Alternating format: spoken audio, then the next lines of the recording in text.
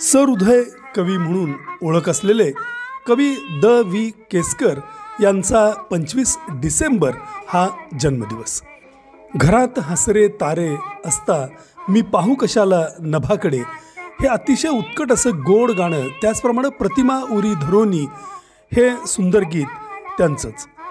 लता दिदींनी गायलेल्या आणि यशवंत देव यांनी संगीतबद्ध केलेल्या या गाण्यांनी रसिकांना मोहून टाकलं.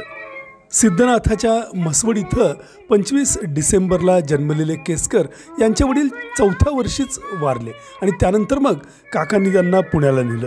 तिथंच ते BA-B.Ed झाले. सुरुवातीला वालचंदनगरला आणि त्यानंतर 1957 पासून निवृत्त होईपर्यंत वाईच्या द्रविड हायस्कूलला ते शिक्षक म्हणून कार्यरत होते. द.वी. केसकर हे गोंदवलेकर महाराजांचे अत्यंत निस्सीम भक्त होते.